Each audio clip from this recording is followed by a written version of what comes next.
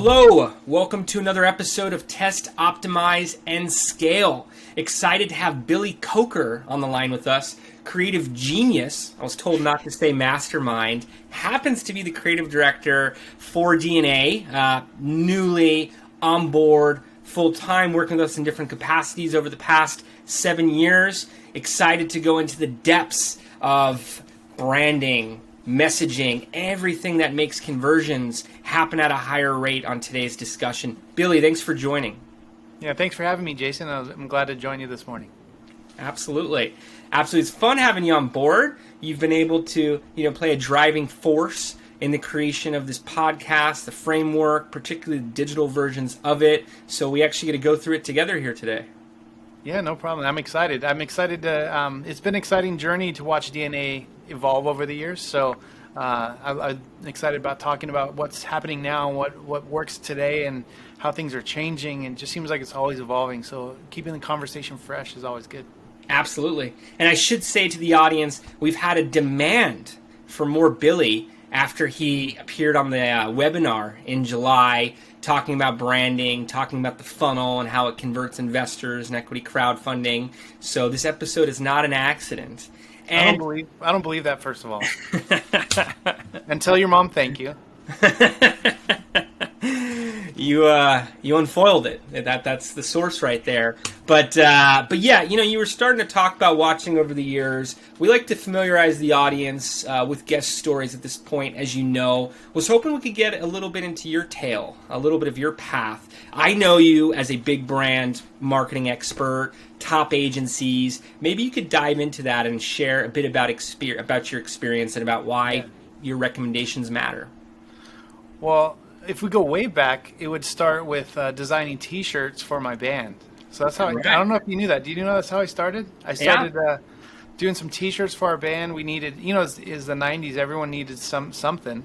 So we would, very grassroots, and we would do our own screen printing and stuff like that. So that's how things started. And then after being in a band for years, I got tired of being broke. So my sister actually was able to line me up with a job doing catalog print production. So basically taking photos of products and then clipping them out and putting them in catalogs. And that began my career. And it's just kind of been a slow trajectory since then, like an uphill battle to go from the next role to the next role to the next role. And so over time, it was just a matter of learning how to, do graphic design on a production level, but where things change is when I started working for agencies. So my first agency job, when I went to interview, it was kind of a friend of a friend. They were like, well, you got skills, but technically, but you actually are not a very good designer. So I'm like, what does that even mean? It was a blow to my ego. Since I didn't go to school, I wound up having to just buy a bunch of books.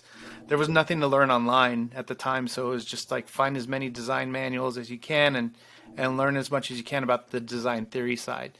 But then when I started working for agencies, I realized there's a whole nother side of it, which is what is the strategy behind everything we're doing? What is the message is so important. So as a graphic designer, you start off, you think it's all about what it looks like. That's all you care about. You care about what the colors are, what the fonts are, what the photography looks like, but you don't really think about what is it that people are seeing, or what are they trying to, what's the message they're trying to get across. So I think over time, my focus started shifting on what is the message and what are people going to take away from it, and less on what does it actually look like. Because in the end, it could look like anything. Not to say that there's not an importance in branding. All that stuff's very important. But if you don't have a good message behind it, it's art. And art's beautiful in its context. But I think over time, I've realized that what you're saying is more important than how it looks in the end. But when you have the combination of the two, where something says something well and looks really good at the same time, and just tells the whole story as one, that's when you have strong creative, right? That's when you have like a really good piece of creative that's able to deliver. So about midway through my career, I started working for a company called Midnight Oil, which is based out of Burbank, and we had mostly entertainment clients. So we were doing a lot of home video, DVD, to to begin with. So for ABC and Disney, we were doing a lot of their packaging, and also in-store. We started getting into the in-store displays and doing those little, those little cardboard. You can go to Walmart and you're like, I'm going to buy 1,000 DVDs for $10, whatever it is. They still had those. Yeah. So like they would put that pallet right in the middle of Walmart. So, it's funny. It's like we would spend hours and hours and hours trying to make those cool. And in the end, they would say, let's just go with this. Oh, I'm out of focus. Whoa. Yeah, sorry, blurred out there for a minute. There you go. So then it would go simple in the end. But then we started getting into cooler projects like the in theater displays, those big cool cardboard cutout displays. Yeah. And then all of it started transferring into a digital world as well. So how do you make these campaigns that are holistic, that work in theater or in store, as well as what was happening online? And so just transferring that knowledge into a digital world just required a different approach. And so, but it's all kind of the same. You're trying to get the same message across in all these different channels, right? So it's been a cool journey to see how things have changed. So like working with Xbox in particular was one client that we dealt with that kind of merged those two sides, the retail side and the digital side, really had that holistic campaign. So since then, it's been really cool seeing how you can have a hybrid experience with what's going on in the real world versus what's going on online. And I think today it's all shifting again, right? So for years and years, advertising was display ads and Facebook ads or all these different things, but now it's turning into even more so than ever. Not that it hasn't been like this for a while, but more so than ever, everything's about the conversation. Yeah. Everything's about the community. Everything's about natural, organic awareness and traffic. So I feel like the days of being able to analyze a lot of that data are starting to go away, and you're starting to have to drive a demand in a different way throughout there. So it's interesting to see what's going to take place over the next few years as to how we advertise to people and get people interested, and then create good content and good marketing that doesn't feel like marketing, right? And really does feel like community and conversation, because that's where I think things are heading. Absolutely, they're already there. Really, you think about it. Why are we doing this podcast? Sure, exactly. And, you ask around, you talk to your friends. No one seems to like advertising. So if they're engaging, I love ads. I love when they pop up. Remember pop-up blockers having to have those all the time? Those are still going. We still get pitched by pop-up ad opportunities, and they want to speak to the appropriate person through cold email. But I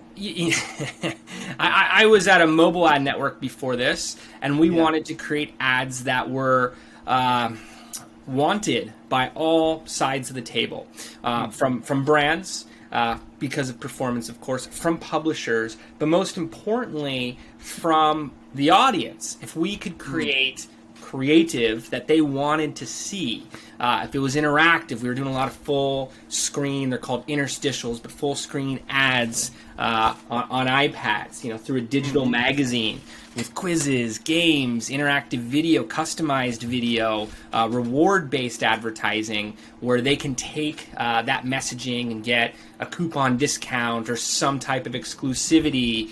They would want to see the next ad. It was interesting to them. I used to love seeing ads at the movie theater, the trailers for the next movies. I had some friends that would go late. I would show up early and watch every one. That's always been the goal of advertising for me, is to create ads that users want to see. And today, that's all about blurring the lines between what is an advertisement and what is content marketing in many situations. Using influencers, using ads that show up as organic posts, being able to buy press or win press at that. So but it all comes back to what you said about what is the audience left with? What are they feeling? Yes, it has to look good, but it has to take them down the right mental path for it to be successful.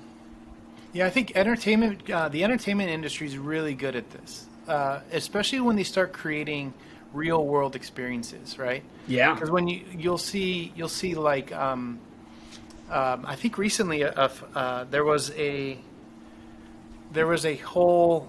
It was in Vegas. They had an armored car, and it says see what $3 million cash looks like. And it was this promotion for that Netflix that show Heist. Yes. And so it was just this interactive experience where you go there and you can see what $3 million looks like. And you got people walking up and down the strip, and they're like, "Ooh, this is cool," but what they don't realize is they're being pitched a Netflix show. Right. So you think about like those in-person experiences. It happens a lot at Comic-Con too, right? Well, they'll do like a whole takeover and make it look like a Gotham bar or restaurant. They'll make it seem like you're a part of like, or even you think about the Star Wars world at Disneyland. Yeah. When you go to Disneyland and you feel like you're in another galaxy, you feel like you're on another planet. Yeah. That's marketing. That's hype. That's like getting people to have loyalty and awareness to what. So whenever, people are there and the next Star Wars movie comes out, people are already wanting to experience what that next piece of the story is, right? Absolutely. So I saw it firsthand. I grew up in Valencia. Yeah. To describe to people where that's at, it's Magic Mountain, this theme park, this roller coaster park in Los Angeles. That was all that was out there at the time. It's developed, but they had a deal with Warner Brothers, so Batman, all the different DC Batman comics. the Ride.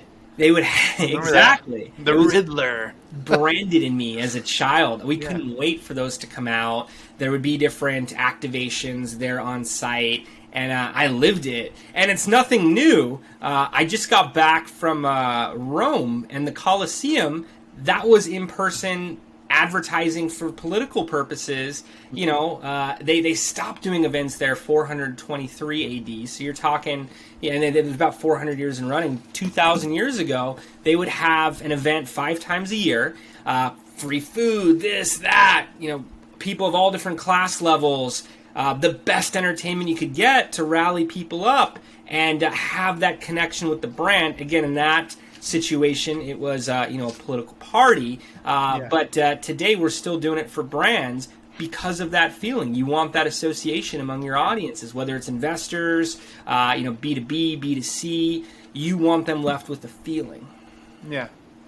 Yeah, and it's interesting how like important branding is. You made me think of at Six Flags. Six Flags, there's a lot of different theme parks around the country. And I remember going to a Six Flags in Illinois, and there was this awesome roller coaster I got to go on. It was blue and yellow and white, and I don't remember what it was called, but it was just one of the coolest like roller coasters I've ever been on. And then the next year, they opened the same exact roller coaster at Six Flags, but they had a much cooler name. It was all red, and it was called Viper. Remember Viper? Well, there's a Viper, here in Valencia. It had one of the first it had 9 loops. It was a big deal when it came out. And so I rode that roller coaster the previous year in Illinois, but it was called something lame. It's called like I don't even know what I don't even remember. I just remember when it came out in California, same exact roller coaster, but it was called the Viper. So much cooler. So you think about the branding effort behind that, right? They had to make it like really awesome and really like.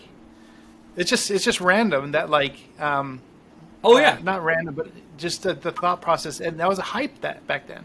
Absolutely, I could throw more channels at it. They had product placement in the movie Encino Man, where Brendan Fraser was a caveman that was unfrozen. It's a Pauly Shore movie. This was during the heyday of the Weasel, and they went to Magic Mountain. They called it something else in the movie, and we're on the Viper and doing the corkscrew loops over and over again. And as a kid watching that, especially in Southern California, you're telling yourself, I have to do that. I think it was especially you're like 2 blocks away.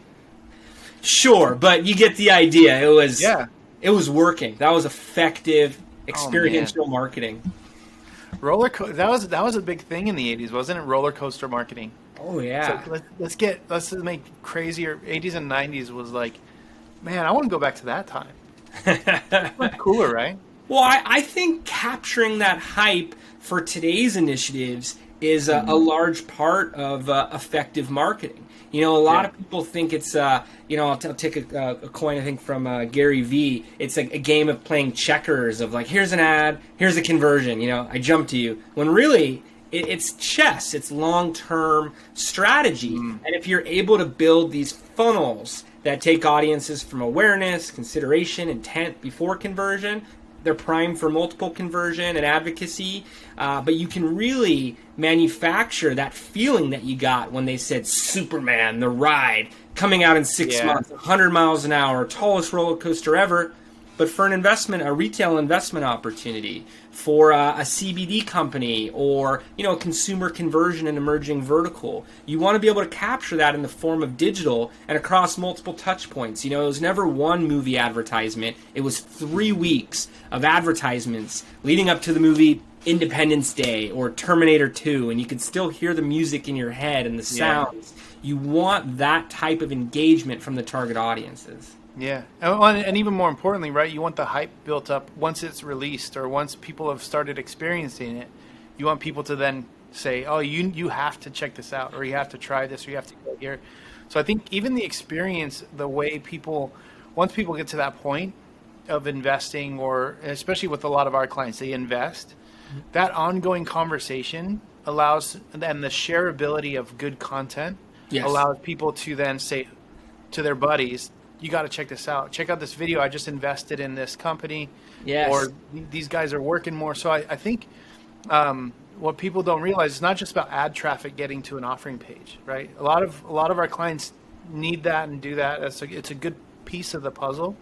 But that content marketing side is so important, where you are building content that tells that story, but also allows for shareability and allows for hype. So if at the end of a campaign or in the middle of a campaign, there's still content being built or content being created that tells more story, that moves people along, and then also continues people's interest, and also keeps people informed. I really do think there's a lack of, once companies are funded, especially through crowdfunding portals, there's few who do it right, where they keep the conversation rolling. So keeping the conversation rolling is so important, because then you have a dialogue, you continue the dialogue, and those previous investors typically become your next investor. You're always having to raise capital until you are like rolling in dough from how great your offering really is. But until that point, you got to keep the conversation going. And so I think part of that content marketing strategy and execution is getting people along, giving people stuff to share, and then also giving people stuff to get hyped about and continue that hype. Absolutely. John Bertino, the agency guy, defined content marketing to me in 2013 as the creation of good, engaging content that's designed for social sharing and high authority links, coverage from publishers, coverage from influencers. Also, you want to be able to provide your audience with assets. You want to be able to control the narrative, essentially. So you're not counting on, Joe from California who invested to try to paraphrase what your company does to his friends. You're allowing him to share video assets. You're allowing him to share things that represent your company value, by the way. You don't want to have baseline creative and then show a $20 million valuation. You want to have visuals that reflect the value of your company. So making it easy for them, looking at long funnels like you're talking about, to investment, to multiple investment. We're seeing investors participate a second time. 10 to 30% of the investors do so on each of our campaigns. So, I anticipate that. And like you emphasize there, future rounds, working with some groups on their 4th round with us, others on their 3rd, and they're pulling investors from each step of the funnel, each stage, dating years back, as well as the funnels that interweave with conversion, with actual marketing milestones outside of the capital raise. So you think of someone coming in, investing a second time, sharing with their friends, but then becoming a super consumer if it's a B2C product and they're buying all the time, they're buying for their friends, their family, they're an advocate, an ambassador of your brand. Or on the B2B side, we see that as well too, where maybe they're not in the industry and they bring strategic partnerships to the table. In other cases, they're a strategic investor and they are one of those high value clients that are part of your database. But these funnels that interweave and require both conversions at a certain point. Yeah, absolutely. And what's interesting is like a lot of these crowdfunding campaigns are so short-lived, right? So you don't have a ton of time to build a demand, like an audience that has a demand for your product. It's a very short time. But if you're doing 3-4 raises over time, the lull between campaigns is your time to build demand and build awareness and build Yes. that affinity. So sleeping on your marketing is going to hurt your next raise. So it's that constant conversation and being in control of that narrative that is so important. So if you can think beyond the raise and start thinking about your marketing efforts between the raises, and then also learning from what you like, say you have your first because crowdfunding is pretty early. It's not too many people are coming with their third, fourth company into these crowdfunding opportunities, right? They're usually still on their first rodeo.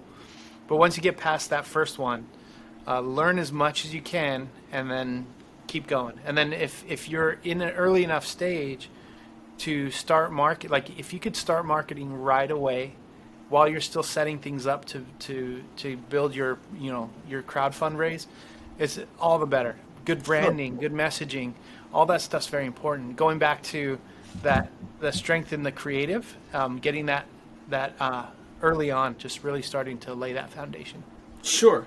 And I want to ask you a question about creative. Yeah. We've done some workshops about, how to go about creating, starting with the brand Bible, the style guide, how that lives into a creative library. But for groups that are further along than that, or just looking for a bit beyond 101, I think a question that applies to everybody: how do you know your creative's ready? How do you know it's good? Is this something that you're just doing internally? Do you get any external sign-off, maybe a focus group? If someone's about to launch an equity crowdfunding campaign, or let's say it's a marketing director listening to the show and they're about to launch an e-commerce campaign, how do they know their visuals are ready? I think there are just certain best practices when you think about good creative in general. We know when we're scrolling through our feed, we know what good creative is and what bad creative is. We can tell, right? So there are some best practices. Is the photography shot well? Are the graphics, are the color palettes working? Are the fonts, is the typography done well? There's best practices from a design discipline standpoint. Where you really see things fall off is, what is the messaging? Is the messaging resonating with the audience? So I think some is more predictable. Like, we know that we don't want to use Comic Sans, and we don't want to use red on blue. Like, those things will make your eyes bleed, right? So, like, don't stay away from those things. Make things that look, stay on trend, stay, present.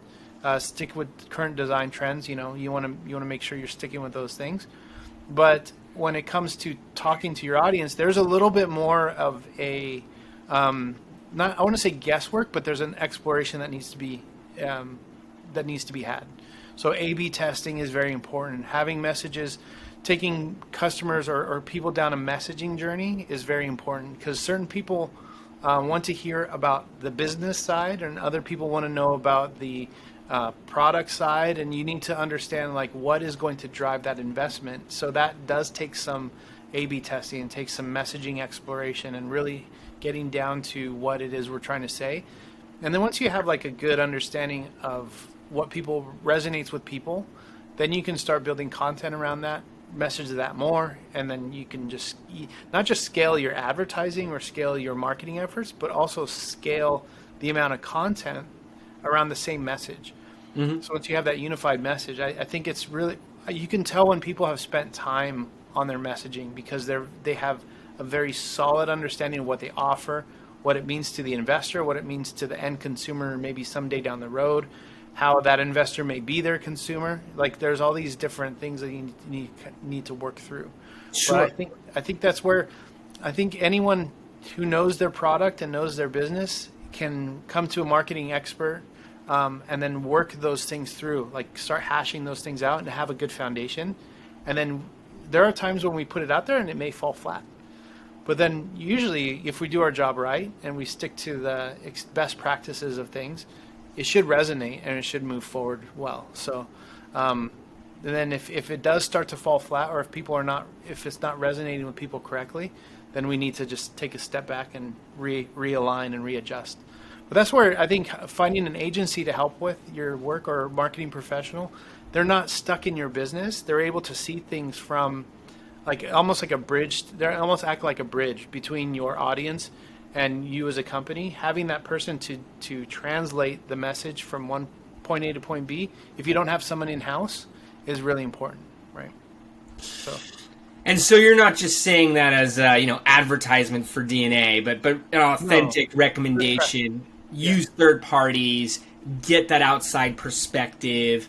Really get a sense of what's working, what's resonating, from visuals, also to messaging. For messaging, I always point at the 313 method from Ryan Folan. It's such an easy thing to describe, simple in its nature, but powerful, where you take a business and you break it down into what they do in 3 sentences. You then combine that to one sentence, and then into 3 words. And that can be a multiple week process, but once you have those 3 words and the audience can just be impacted with what an organization does, get that sense that quick, it's that much more meaningful than hearing a 5-minute version of the same thing. And again, you want to equip the audiences with not just an understanding of what you do, but with the ammunition to repeat it to people in their network. It's not just a matter of what they heard, but what they're able to repeat. So that's why messaging speaks so much to me. So it sounds like those are some good ways to look at it. Going into the show here, test, optimize, scale. What's the best way to tackle this? In creative, do you have any recommendations for founders, for marketers, for equity crowdfunding professionals in terms of what they should test out for their creative, whether that's a specific channel, a specific set of messaging, maybe a specific approach to get things out of the gate? Any tidbits that you could, provide insights towards? Yeah, I would say the first thing is to go through a good exercise. One that I like to use from the get-go is the StoryBrand framework. Donald Miller, I didn't write the book, but he wrote a great book on how to do it right. And I feel like that's a very easy path to clarify your message. So clarifying your message, I think, is the first key, especially when you're offering, or your product or your service is complicated, or if it's or especially if it's in a mode, in a phase of like very conceptual. If it's very conceptual, it's going to be hard to say it easy. So we want to clarify the message.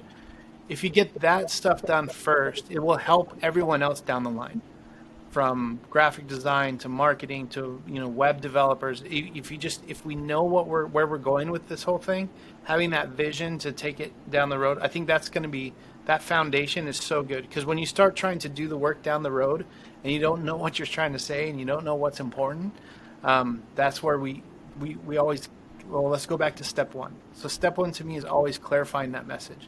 And then from there, you can just start building out. I mean, there's so many resources out there for graphic design, for branding, for all these, different services we need. And there are many, many talented individuals, professionals that can help with that. From there, once you have a clear message, take it into your general brand guidelines and the types of photos you want to use and types of messaging you want to use. But from there is translating that into the crowdfund audience is a very different thing. So the way we market to consumers, or the way we market even to other businesses in like a day-to-day sense, is very different than how we advertise and market and message to investors. Like how we need to get people to feel an urgency and a way of getting them to join you as an offering, or as a company that's trying to do something. There's that story in there as well. So taking your main story, dividing it into we're really niching down into a certain type of audience, and then figuring out how we communicate to that audience and get them into the fold as an investor. So that's kind of the process in my mind, simplified version. Yeah, it definitely paints a good picture there. And you were talking about A/B tests, and particularly to say, what creative's performing best, which time of day, which audiences. You could get a very clear analytical understanding from variant tests. How do you optimize? Once you've gone through this process, let's say you're not hitting your goals. How do you speak to a client about a potential creative pivot or enhancement on top of some evergreen content that's continuing to roll out? Let's say ads that are working to an extent, continuing to run. How do you address the whole process of optimization? I think there are themes that you can hit in your ad campaign, especially when you have prospecting versus retargeting. I think most of our conversions we see on the retargeting side. And on that side, there's always a need to freshen the conversation and freshen updates. Like, so I think the important thing is it's not necessary on the retargeting side. It's not about the flashy creative. It's more about the conversation and how do we continue the dialogue, because you've already brought them in some manner, right? We've gotten them to come to a landing page, or we've gotten them to sign up for an email. We've already brought them in the funnel a little bit. So the further you get down the funnel, the more personal it has to get. So I think there's in the early stages of the funnel, you're doing overall kind of just awareness, brand awareness. Here's who we are. This is our most beautiful day. This is what we look like, and we're getting people to be attracted to a click. So we want people to say, "Ooh, this is intriguing. I want to know more about this." But it's almost like any relationship, right? When you first meet someone, you're just wowed, and over time, things get real. But if you start to fall in love with the person, or you start to really care for the person, any of the, it doesn't require the polish. You know what I mean? So if you're in a relationship, you see somebody with their hair messed up, you don't really feel so bad, because you care about and you love the person. It's the same when we're getting to know businesses or companies or offerings. I say this because I think the content that we produce for ads down the funnel can be more simple. Like, for instance, if you do a selfie video and it's an offering that you're trying to give an update as to what's going on, the production quality doesn't need to be through the roof. Like, you don't have to have a beautiful, highly produced video. It just has to be real, and it has to be engaging, right? And that could just be very simple, addressing the camera. Now, if you were to prospect with that same ad, there's this stranger, I never heard of this company before, there's this guy with his selfie video. It doesn't have the same allure, because you're like, I don't know who this person is. Sure. So those first ads we see can be very brand focused and brand heavy, but also lead to the offering. But I think over time, the more we can just have continued dialogue, then you'll start to see what people respond to. So I think there's a volume issue, like where if we just keep putting out creatives that keep engaging that retargeting audience, you'll start to see what resonates. Now, we see all across the spectrum what resonates with different offerings. So best practices are always key, just sticking with good design, good messaging, but then also those other updates with selfie videos and conversations, things like that. Those are also very effective. So, and then you just start to see something may perform really well at first, but then may die off over time because it's reached the audience and they want to see something new. So then you just have to keep creating those spikes of interest. And then when we see that trailing off, if it stops working, what's the next thing? What's the next thing? What's the next thing? Yeah. Never want that fatigue from the audience. You want to be hitting them with enough, presenting them with enough frequency, the brand, but at the same time, new info, new value as part of the engagement on an ongoing basis. Like how you pointed out, the real authentic video content doesn't need to be high production. People get that mistaken about creative all the time, but the authenticity and how that resonates. I use an offline-online comparison, what it may be like to have lunch with the founder and be able to hear that real direct, real raw messaging can be what's required to get someone over the line and produce that conversion. And, let's say you're doing that and it's working. And now the client, the brand says, we want to do this, but way up here. We want to scale. I know you have this background with traditional marketing, including experiential, print, and video of all different mediums. You've taken that to different verticals and KPIs, different performance indicators to be measured. Looking at it for investment, or pulling from stories from your past. How do groups scale? What have been some examples of the top scaling campaigns you've worked on? What does creative look like at the 30,000 foot view up after launch? Well, it used to be that the creative stayed the same. Like, for instance, with movies, you would do one piece of art. We would spend a year making one poster, and that would turn into maybe a small campaign of like 5-6 pieces, and that was it, and you just blast it, right? Billboards, posters in the theater, character posters, banners, and it's a very simple thing. But now things have shifted to where volume of content, it's almost like more is better. It's not. It used to be less is more, but now it's like more is more. I guess I don't even know how to say. More is more. I hear More that is every more. So you have to create more, and you have to create consistency. And it's not just about how you buy, like, because there's the ad. You could scale an ad budget. That's an easy way to do it. You scale audience, right? You just pump it out to more people. But now you need to scale the conversation. How is it getting out there? So that means LinkedIn, like posting on your personal LinkedIn, your employees, getting them behind the push. Like you have to start creating buzz within your industry. You have to start pushing just more and more opportunities to get your content out there. So that's blog posts, that's getting on other people's podcasts or creating a podcast of your own. It's just that, to me, the scale is in quantity of content you're building. And I think it's really important for people to realize you can get help from an agency, but a lot of times having people internally to like the founder, you don't want to have someone speak for your founder. Like you don't want to hire a spokesperson. You don't need like an external expert to speak about your company. You need someone from within your company to be willing to get in front of the camera, to be willing to speak about things. And I think scaling those types of pieces of content is important. Because that's one thing you can actually do more of, right? Just those little updates, what's going on in the shop, what's going on in the office, what's the progress of what you're doing. So when people see momentum, now you're building momentum through content.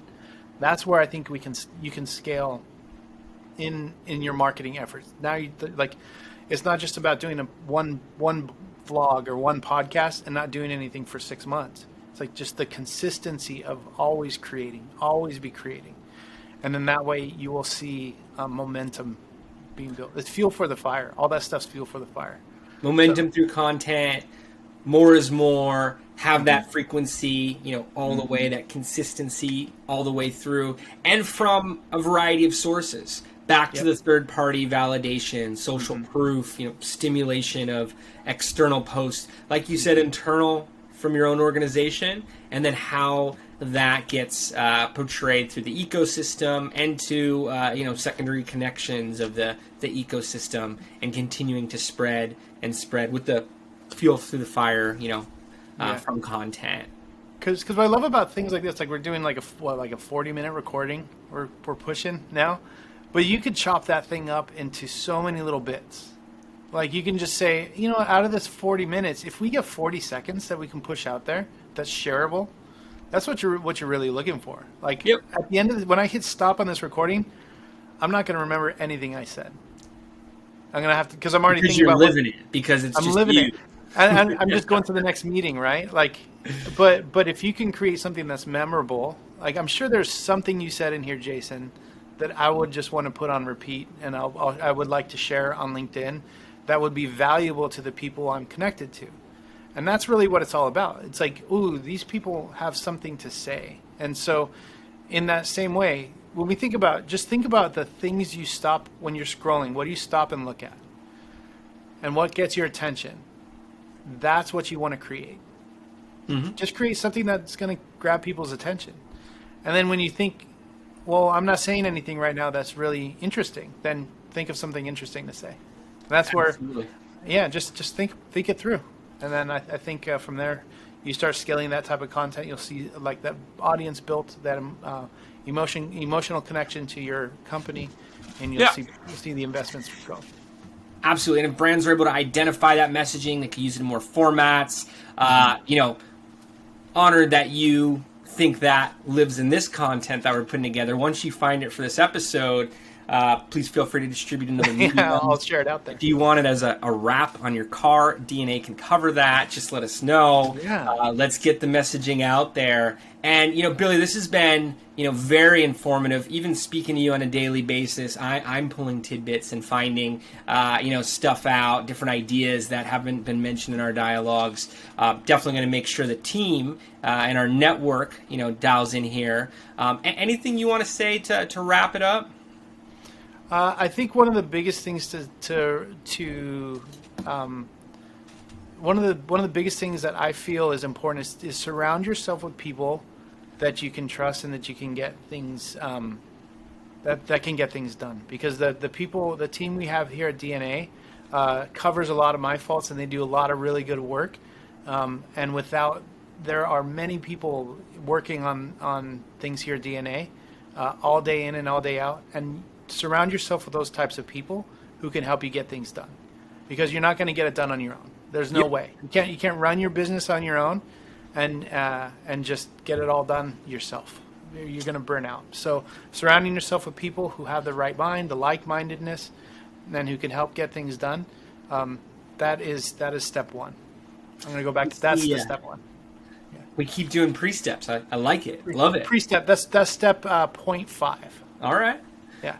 Getting some decimals, some more algorithms in there. That's fantastic. I'm a big fan of teams, teamwork. We see that to be effective statistically far more often than solopreneurs. Getting the right team, as you're exclaiming there, is such an important piece of the puzzle. That's often why startups fall apart. And when you look at the success rates of these groups, it's simply not acceptable, as Brian McMahon from Expert Dojo would say. But again, I hope everyone got a lot of facts, recommendations, insights from this episode. Billy, if anyone wants to get in contact with you, maybe continue this conversation, get your visions towards their brand and their process, what would be the best way to do so? Easiest is email, bcoker@digitalnicheagency.com. That's my email address. Yeah, bcoker. There you go. Digital Email niche. direct. I like it. Yeah. You're putting it out there for the world. Yeah. Again, thanks for joining, Billy. This has been very educational. I think the audience is going to get a lot out of it. Please let us know, listeners, your thoughts. That's how we shape the next pieces of content, and we'll look forward to seeing you next time. Take care. Yeah, see you at Six Flags, Jason. Let's do it. Bye.